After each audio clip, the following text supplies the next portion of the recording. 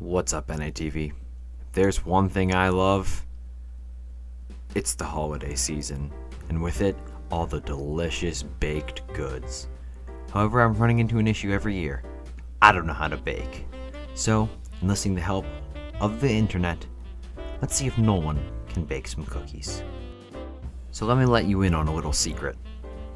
I don't even know what goes in a cookie, so I'm gonna look around my house and see if I can scavenge up any ingredients.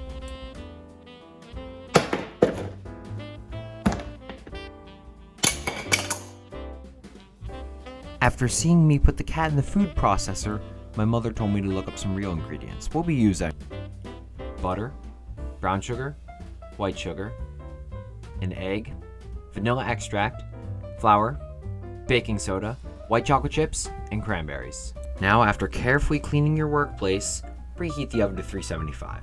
I found it helpful to get lost along the way. After that, all you have to do is prepare your cookie sheet for what's to happen. Listen up, men. Today is the first day of the rest of your lives. Do not disappoint me. Do you hear me, soldier? Now that your cookie sheet is prepared to die in combat, lightly place some parchment paper on top of it. Now, time to get onto the mixer. And let me say, this thing was a blast. I found it quite nice and easy to use, with little difficulty whatsoever on my part. It's measuring time, and let me say, I was quite confused. How can they say everything has to be in cups when I've never seen two people with the same cups at their homes? I guess maybe it was a house recipe thing. For my half cup of butter, I looked in my cup and figured, well, I suppose that's about half, and put it into my bowl. Now the half cup white sugar was easy as pie, but the brown sugar had to be packed first. Aw, look at you, buddy. All packed for your first day of school. The next step was to whip my butter into a cream. Let me tell you something. This left me confused.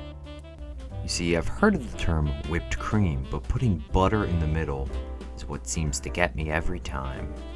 I decided to grab the only item that I could find with the word cream on its label and put a little bit of it into my concoction. Follow that up with a little splash of everybody's bone juice and you're sure to make something that's gonna taste great.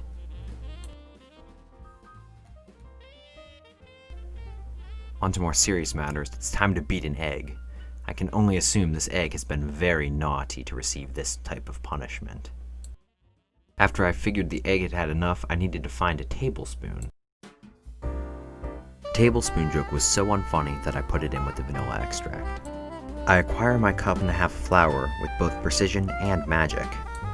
Mixing in with a half cup of flour goes a teaspoon of baking soda, allowing me to make another unfunny joke about spoons. Now watch and be amazed as I magically combine the two components. Notice how much it changed as I dump it in. Now it's time to give it a good stir, and if you ask 9 out of 10 stirologists, they'll agree, a good dance helps you stir. Now add your chocolate to taste. I want to taste it a lot, so I added quite a bit, followed by adding your cranberries to taste. I went for it a little aggressively, but decided that the 2 that went in was a bit too much. Keep mixing, and of course, do your mix dance. Look at him go. Alright, after all your hard work, it's time for you to scoop your dough onto the cookie sheet. It should come out with a nice, smooth, sticky consistency and form little balls. And form little ball. It should form little. Watch as it forms little ball. It forms a.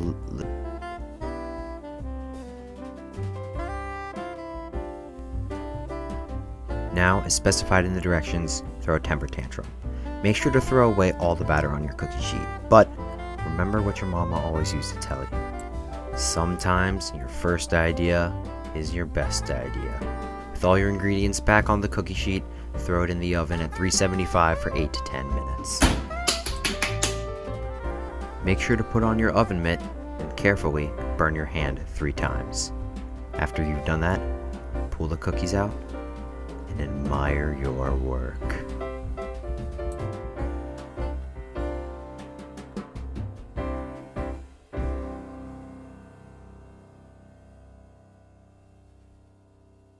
Now this is one good looking cookie.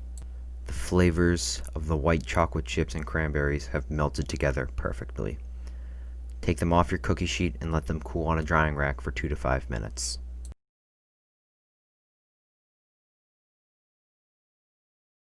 And after all your hard work, pick out the biggest cookie and look at that tear.